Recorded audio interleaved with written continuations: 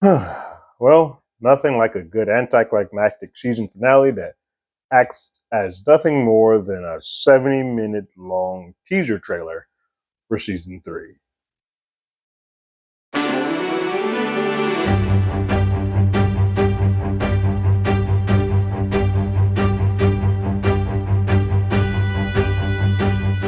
Hello, everyone. Terrence here with Hollywood Already Did It. If you haven't already, go ahead, like, share, subscribe to the channel, leave a comment, ring that bell below.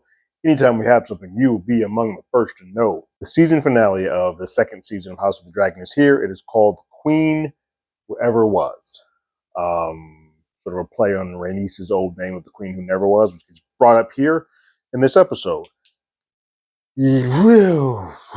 Boy. Um, Not at all what I was expecting from a season finale. I don't think any. I'm trying to remember the history of all the Game of Thrones season finales. I don't feel like there's ever been a situation where I felt underwhelmed or a very anticlimactic season finale. Even if there was nothing that happened with like a big death or a big action battle sequence, there was still something that occurred that at least put me on and sort of pushed me off and catapulted me to the next season. And while there is something that catapulted me, it just feels very much like, hey, we could have found an easier way or a shorter way or got to this point sooner. I can't help but shake that it feels like with this episode, this season being 8 episodes and the last being 10, that somewhere in the making of season 2, they were like, I don't know how many books these have, so correct me if I'm wrong, book readers of this series, but somewhere it feels like there's not a lot of books. And it feels like, hey, we don't have much story and we want this is done well, we want to spread this out. And so halfway through, they're like, let's have one battle.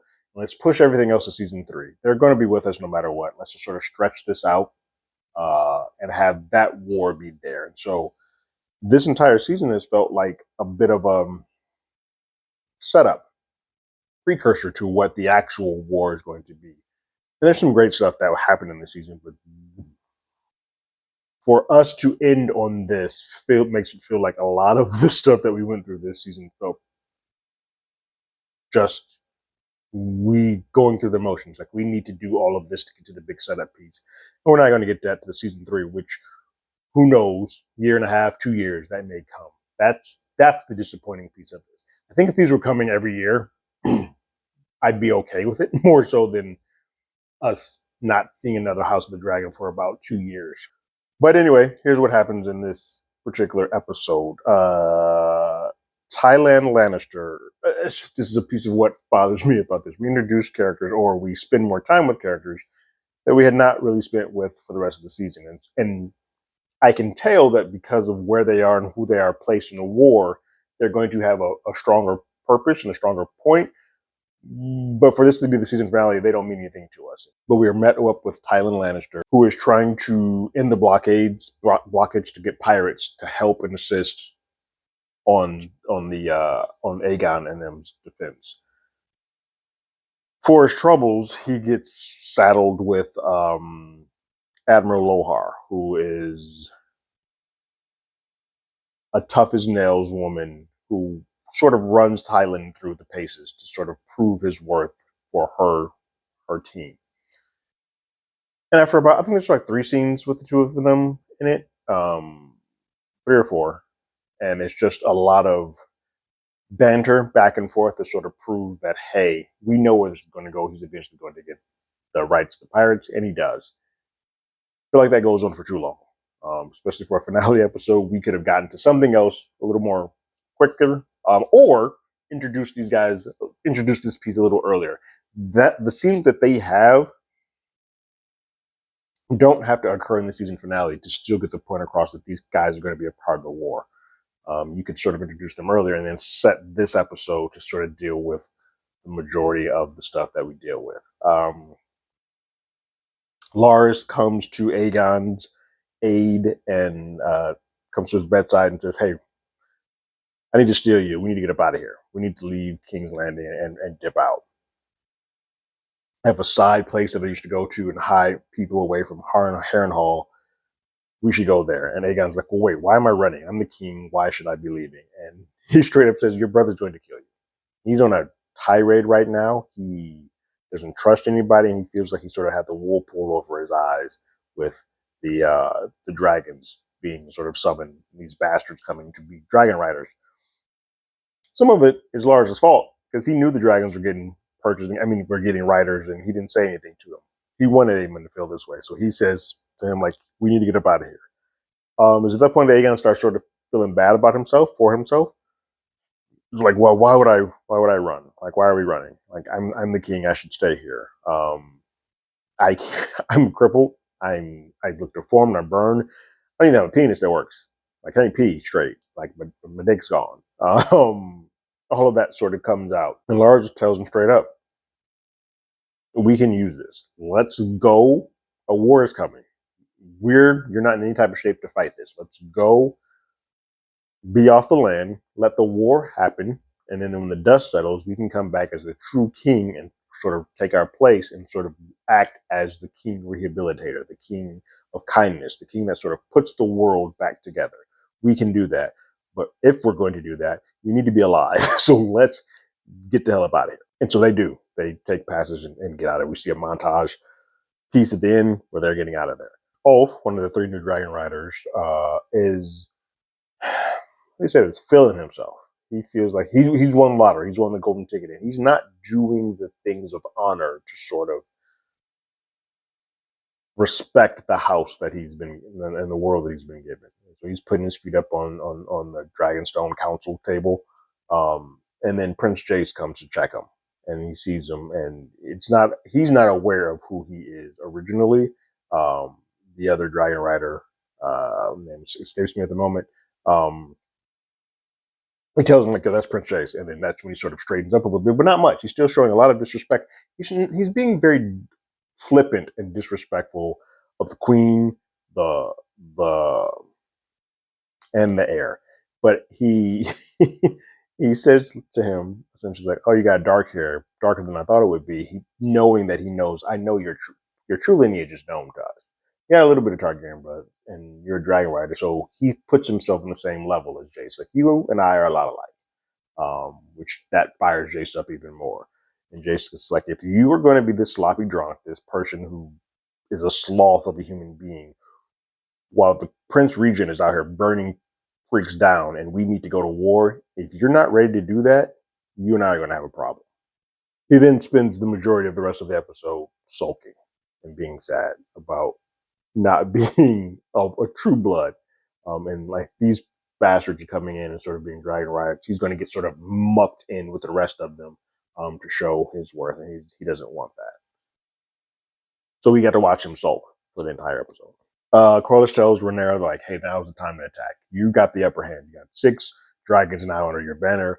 My boat is ready to go to war for you whenever you're ready," which he is now named after his late wife, the queen who never was.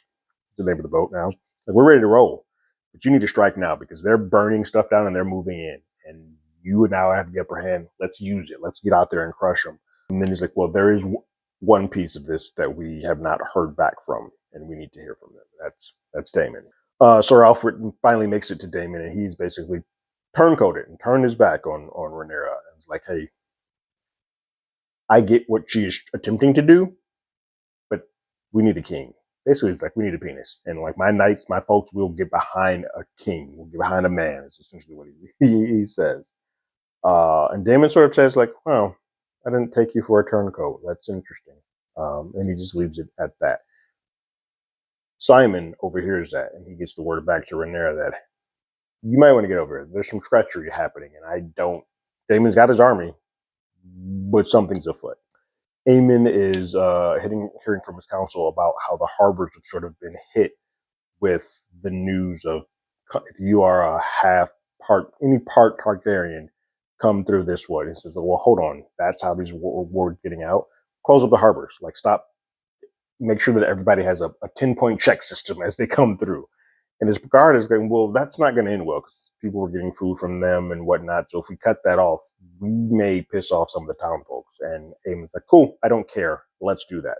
It is clear that he has gone a little bit mad and trying to close up ranks and fix what ails his realm.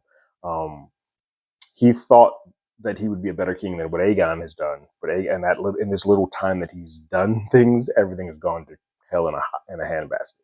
Allison goes to see Helena and says, "Hey." You can see that Allison knows that out of all of her kids, she's the one that still has some hope, some sweetness to her. And Helena's like, I never wanted this. I never wanted to be queen. Like, I just wanted to go away. I kind of wanted to do my own thing. And Allison was like, well, what would you say about us getting away? And Helena's like, well, where the hell will we go? And before she can answer her, Aemon comes storming in and is like, hey, you're you're of this bloodline. You can dragon ride. Let's get you on a dragon right now. And she's like, I don't want to do that. And it's like, no, it's your birthright. You're supposed to do this. I'm your king. You should listen to me. And Allison sort of stands up for her and is like, no, we're not corrupting your sister. She's the only honorable and true person left in our entire family. We're not doing that to her. Like, you need to protect her. And it's like, well, if I can't protect her, if she can't protect herself, what good is she? Like, what are we doing?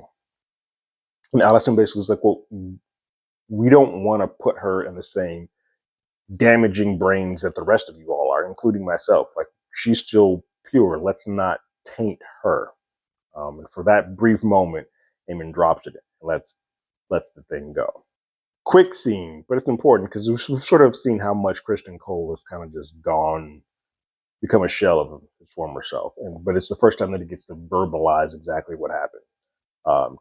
Gwaine checks Kristen because he sees Kristen with the handkerchief that comes from Allison that has her crest on it. It's like, hey, I kind of had an idea, but yeah, you're being improper with my sister.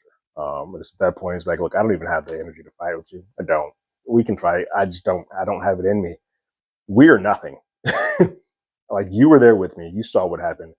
When the dragons start dancing, we mean absolutely nothing. Humans are just dust underneath that. And so I feel like we're just walking to our inevitable annihilation. So whatever we do is irrelevant. If you want to fight and kill me now, cool. I'm going to go walk this way a couple of miles and get some people on our team, and then I'm going to die anyway. So what's it all for? Oh boy.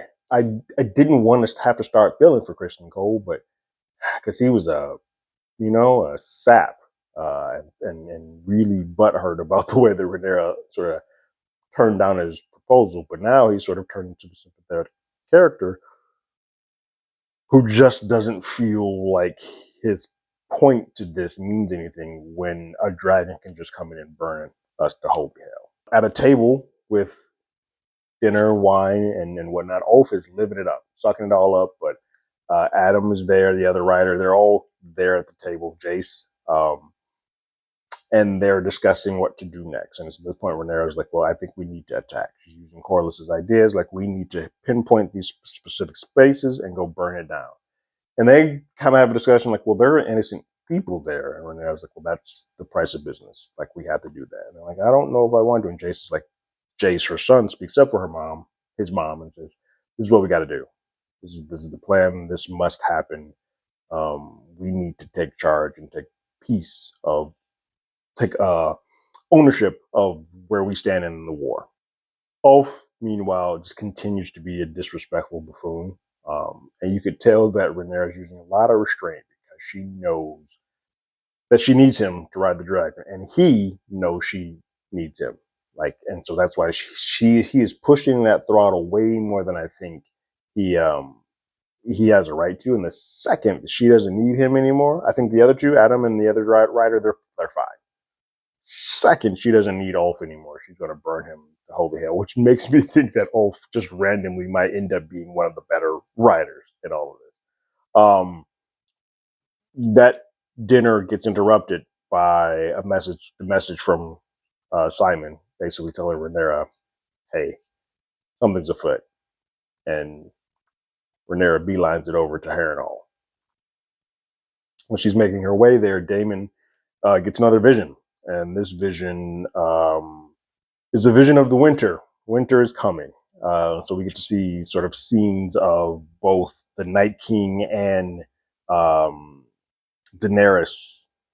The scene of her in the back with the eggs hatching out of the fire. We see that. And so he gets a vision of that. And we learn that Helena is the one that is pushing these visions into her. We always thought it was Alice, but no, it's Helena who's sort of projecting these visions. And so we learn that Helena has this ability. Because of this dream, when Rhaenyra does show up to Harrenhal, Aemon quickly takes a knee. She sort of checks him and is like, "Don't you ever leave again, because if you do, I am going to destroy your soul." Like, why would I ever do that? Nah, I've tried it many times. I'm not going anywhere. But he takes a knee immediately, as do the rest of his army. And so she does have that entire army as well. Although Simon tries to, you can sort of see a sequence of him trying to beeline it out of there. So it's going to be interesting. He takes a knee in the moment, but he's one to watch for the future, because I feel like he's going to do something shady to sort of stab a back in both Daemon and Rhaenyra's back.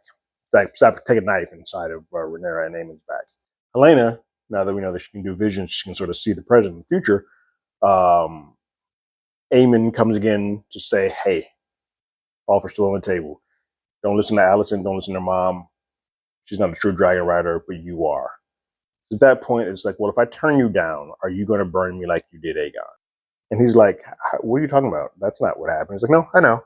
I know exactly what happened. I know you burned him, and I know you didn't stop him from dropping or falling to the ground. You didn't go catch him." And he's like, "That's treason." He's like, "Well, cool. Call it whatever you want. You are going to die, and Aegon is going to be king again." And he's like, "Well, that's treason. Like, I can have your head for that. I can have you killed for that." And she's like, "Well, do whatever you must. Doesn't stop this from happening, though.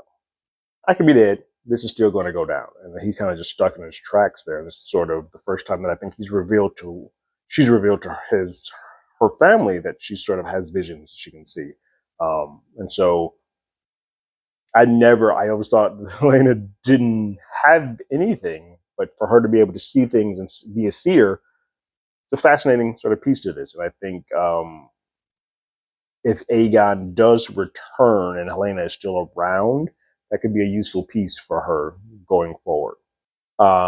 We see a sequence where Corlys gets read the Riot Act by his bastard son, who, just deservingly so, isn't a big fan of all of a sudden getting sort of preferential treatment and sort of all of a sudden Corlys trying to show initiative to be a father. He's like, "Look, I'm a grown ass man. Like, I don't have the time now for this. I can do my job. I can do what it is that you're asking me to do, but we don't need to have this." And Corlys is kind of taken aback by how much he doesn't want a life with him. We then see that Alicent comes to Dragonstone to have a meeting with Rhaenyra. Rhaenyra's like, "What the hell are you doing here? Like, what's going on?" And then that Alicent says, "Look, I want to be done. I went on my spa day. I went on my retreat, and I realized that I felt more free in that day, those days, than I did in anything that I've done in the last decade. I just want to be free. I want to be done with it. I want to take my daughter, and I want to get the hell up out of Dodge."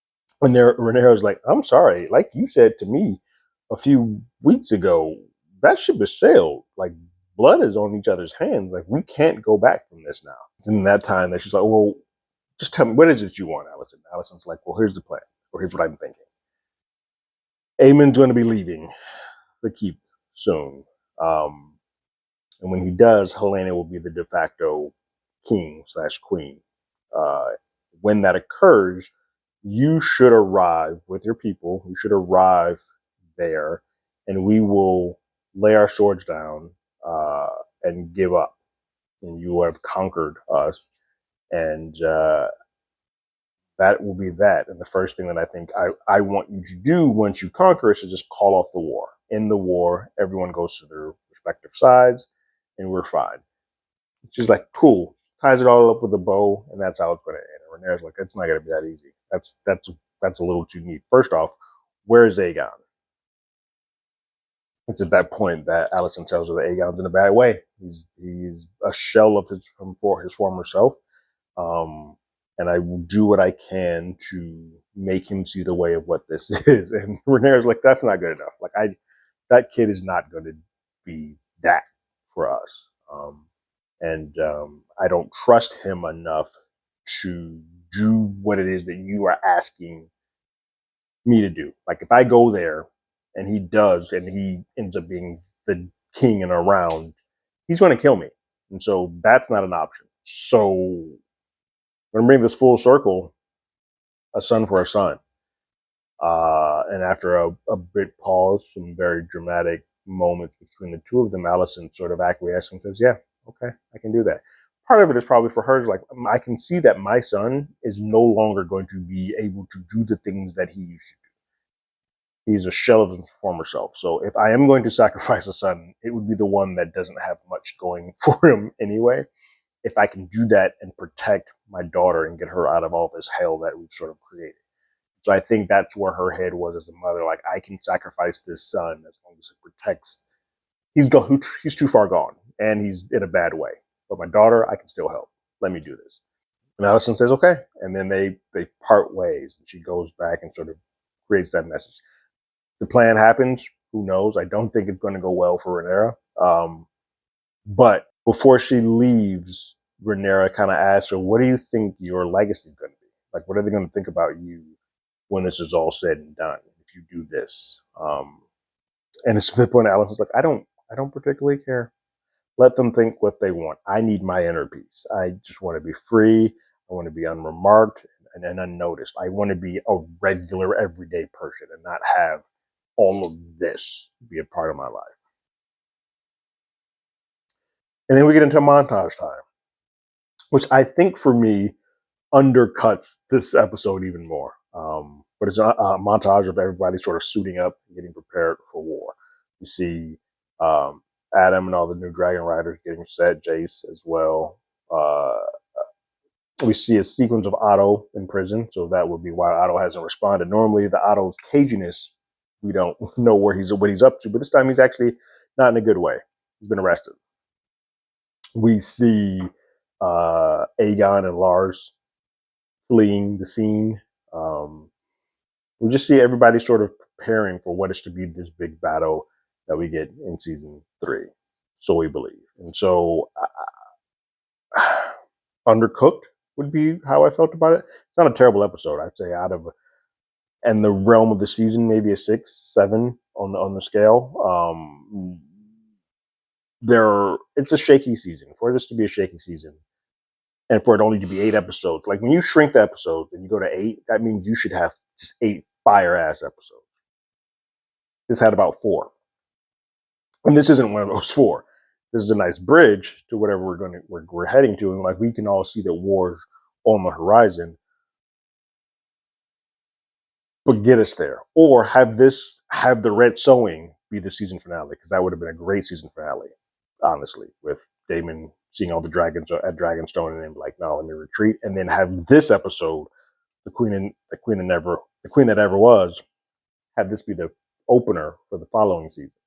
But for this to be the season finale just leaves on a bit of a whimper, and now it's a weird way to leave on a whimper and then have this much time elapse before we get to season 3. Whereas there was a cliffhanger or something to sort of hook us in until we actually got back here for season 2.